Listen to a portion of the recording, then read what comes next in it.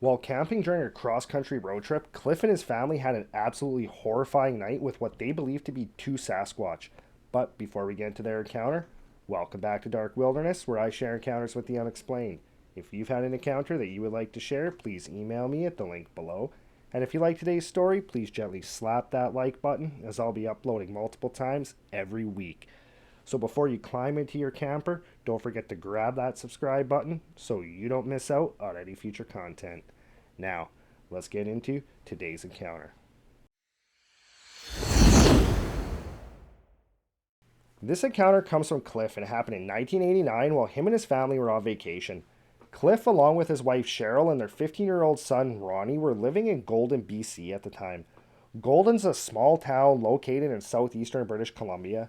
However, his wife Cheryl, she was originally from Halifax, Nova Scotia. Her brother was getting married, so the family was going to be doing a cross-country trip out to Halifax for her brother's wedding. They talked about it, and instead of just hopping on a plane, flying out to Halifax, taking just a week off of work, they decided that this would be the perfect opportunity to turn that trip into a road trip for the family. They had family all across Canada and all across the US, and they figured that this would be the perfect opportunity to stop in, see relatives that they hadn't seen for a while. So a week and a half before the wedding, Cliff loaded up the family station wagon, he hooked up their family camper, which was a pop-up style camper, and then him and his family started the drive from Golden all the way out to Halifax. Now, the drive from Golden, BC out to Halifax, Nova Scotia is roughly 5,000 kilometers. It spans every province of Canada as well. Now, they had multiple family members along the way in different cities and different provinces. So while they were making the drive out to Halifax, they really tried to capitalize on that. They decided they were going to try to avoid camping in campgrounds as much as possible and kind of just try to stay at family members' places on this drive out, just so that they would get some time to visit with them and they wouldn't have to constantly try to figure out where to stay along the way. If it turned out that they did not have any family in the area, they would just pull out their map and take a look for the nearest campground. If there were no campgrounds nearby, what they would do is they would just pull off the highway onto a back road and they would just spend the night there. They made really good time crossing Canada, and the family was just having a great time spending all this time as a family, catching up with old relatives, and they made really good time getting out to Halifax. Once they were in Halifax, they attended Cheryl's brother's wedding. They spent a couple of days out there with family, and then it was time to make their way home. So once they were on their way home, they hit New Brunswick. Cliff looked over at his wife and said, "You know what? I figure instead of taking the same way that we took to get out here, we're going to cut down through the States. It'll be a change of scenery. And I have a cousin in Vermont. I've already called ahead, and he has no problem with us staying with him for a night." His cousin lived in an area of northeastern Vermont called Island Pond. It's located not too far from the Canadian border, pretty close to the border of Maine as well. And his cousin owned about 160 acres just outside of Island Pond. The family arrived at Cliff's cousin's property a couple of days later, and the first thing that they noticed was just how rustic and beautiful this property was. Cliff's cousin had a log-style cabin home, and the property itself was just surrounded and filled with dense forests. So when they pulled up to his cousin's house, Cliff and his family got out, went up to the house. Cliff did the introductions, and then Cliff and his cousin went outside, and his cousin showed him where he could set the trailer up. So his cousin helped them back the trailer into the spot, and while Cliff was setting up the trailer, his cousin said to him, "You know what, while you're here, just don't let your son go wandering around in the woods at dark. Just because my neighbor's a little bit crazy, he's always talking about weird things, and I just don't want your son getting hurt. I don't know what my neighbor has set up out in the woods. I don't know if he's out there hunting something. I just don't want your boy to get hurt." So Cliff said, "Absolutely, thanks for the heads up, and I'll let him know." Shortly thereafter, his family, along with his cousin's wife, came out towards the trailer, and his son said, "Hey, it would be okay if I went and explored for a little while." Cliff kind of looked over at his cousin, and his cousin said, "Yeah, you know what, it's a couple of hours before dark, that's not a problem, go ahead." So his son Ronnie, along with his dog, went wandering off into the bush. Shortly after, they could actually hear Ronnie setting off firecrackers off in the woods. And about a half an hour later, when all the adults were kind of gathered around the campfire that they had set up, Ronnie came walking back out of the bush and he looked really nervous. He kept looking behind him into the woods as if something was following him or as if he was expecting to see something following him.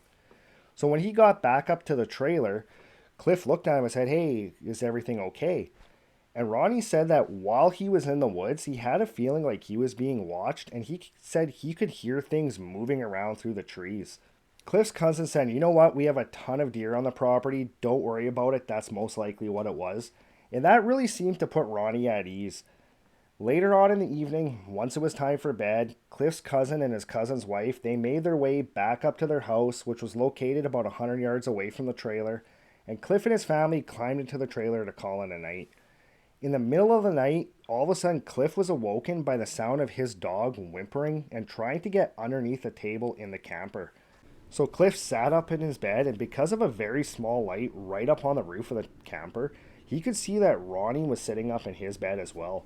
When their eyes met, Ronnie asked Cliff, "Hey Dad, did you hear that?" And Cliff had no idea what his son was talking about, so he said, "Hear what, Ronnie?" And Ronnie said, "The talking." Cliff had still no idea what his son was talking about, so he said, "Ronnie, what talking?" And Ronnie told him that he could hear talking outside the trailer, but he could not make out what these people were saying, just that it sounded like gibberish. So Cliff looked at his son, told him to be quiet for a second, and then he just sat there and listened. A couple seconds later, they heard what sounded like somebody walking around the outside of the trailer. Cliff's first thought was it was most likely just his cousin or maybe his cousin's wife coming to check in on them. However, almost immediately, they heard a second person walking around the trailer as well. It was like there was one on one side, one on the other, and they were just walking in a big circle all the way around the trailer. Cliff was starting to get pretty nervous at this time, and he noticed that just the sound of these people moving around outside the trailer had woken up Cheryl. Cheryl at this point had sat up as well, and he could tell that she was listening to the noises that were going on outside. She looked over at him and asked him what was going on, and as soon as she started to talk, those footsteps stopped, and from the one side of the trailer, he all of a sudden heard a very low grunt, followed by what sounded like gibberish talking coming from the other side of the trailer. As soon as he heard that gibberish type talking coming from the one side of the trailer, where he had heard that grunt, that same gibberish responded back to the other side of the trailer. It was like these two people were communicating with each other, but not using any language that he recognized. That went on for a little bit, and they were getting pretty nervous because they had no idea what these people want. They have no idea what they're saying. All they could hear was these two people talking gibberish back and forth across a trailer to each other. At this point, Cliff decided he was going to look outside and he was going to find out who these people are and he was going to confront them. So he got up out of his bed, made his way over to the canvas door of the trailer, unzipped it and looked outside, but he could not see anything. He saw nobody, he didn't see anything at all. So he zipped up the door and he started making his way back to bed, when all of a sudden that gibberish started back up again, but it was way louder than it was that first time. So Cliff at this point yelled out, "What do you want?" And as soon as he yelled that out, that gibberish turned into more of a scream and grunt sound, followed by the bushes and the trees just absolutely going insane. Cliff describes it as sounding like a bulldozer coming through the woods. He said the amount of sticks breaking and trees snapping was just absolutely intense, and him and his family were just completely horrified at this point. So they were yelling out to his cousin up at his cousin's house, but his cousin couldn't hear anything because they were about 100 yards away and they were inside. So his family just sat inside the trailer, just absolutely petrified at the noises going on outside, not knowing what to do, when all of a sudden everything outside just went completely silent. All those noises of the trees breaking, all that screaming and grunting just completely stopped. So they just kind of sat there for a few minutes, and Cliff was kind of trying to weigh his options on what to do. He figured that they would either have to stay in the trailer or try to get up to his cousin's house, but at the same time, he did not want to take his family outside after what had just happened. So they decided they were just going to stay put, they were not going to make any noise, and they were just going to hope that that did not happen again. However, after about an hour, they started to hear that gibberish again. And at that point, their dog started to whimper, and as soon as the dog whimpered, that gibberish turned back into screaming, followed by absolute chaos going on in the woods again. That lasted for about 15 minutes, and then just like the first time, it just abruptly stopped. After that, the family did not have any more occurrences like this. They did not hear any more of that gibberish. They heard no more screaming, no more grunting, and no more branches and trees snapping. Once it became morning and it was light outside, Cliff figured, you know what? I haven't heard anything. We haven't experienced anything further for quite a few hours. It's light outside now. We're probably safe to get out of the trailer and make our way up to the house. So Cliff got up, he headed to the door, unzipped the door, dropped the stairs down, and him and his wife and son stepped outside.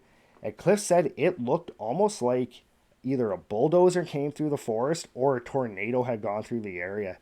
He said that there was broken branches and broken trees absolutely everywhere all around outside the trailer, and that there were a couple of trees that were about 4 inches in diameter that looked like they had been pulled up out of the ground because they still had a whole bunch of the roots attached to them.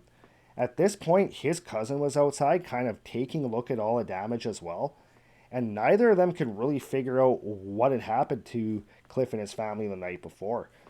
Cliff's cousin said, you know what, I'm going to go talk to my neighbor. Come with me, we'll see if he had anything like this happen last night as well. So they made their way over to the neighbor's house and they started talking to the guy.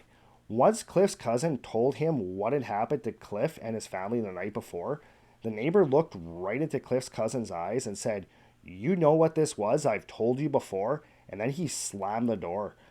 Cliff and his cousin kind of took a step back, kind of looked at each other for a second, and then they started making their way back to his cousin's property. As they were walking, Cliff asked his cousin what his neighbor meant, and Cliff's cousin told him, well, you know that guy I told you about, my crazy neighbor, why I didn't want your son walking around in the woods at night? He said, well, that's the guy, and he has been talking for the last couple of years about these hairy men running around his property, and he's always trying to catch them. When Cliff first heard that, he automatically, in his mind, jumped to the Patterson-Gimlin film, and he instantly thought that, you know, there's a possibility that what happened to me and my family last night could have been caused by a Sasquatch. Cliff's cousin had never had anything like that happen on his property before. However, after that incident, over the years, there were a couple of times where he heard those same vocalizations, and a couple of times where he had found trees that looked like they had been pulled up out of the ground as well. Cliff, on the other hand, he said that a couple of years ago when he heard the Sierra sounds for the first time, he said he automatically went back to that night with his family in the trailer. He said that what he heard in those recordings was very similar to the sounds that he experienced that night. Cliff, when I asked him if he had any form of advice or anything like that, he said he does not know what kind of advice he could give other than just always kind of keep an open mind and just always be willing to accept that there are things out there that we may not fully understand. Well, that's it for today's encounter. As always, thanks for joining us, and if you have any comments, please leave them in the comments below. And if you haven't done so already, before you climb into your trailer, don't forget to grab that subscribe button, and I'll see you next time.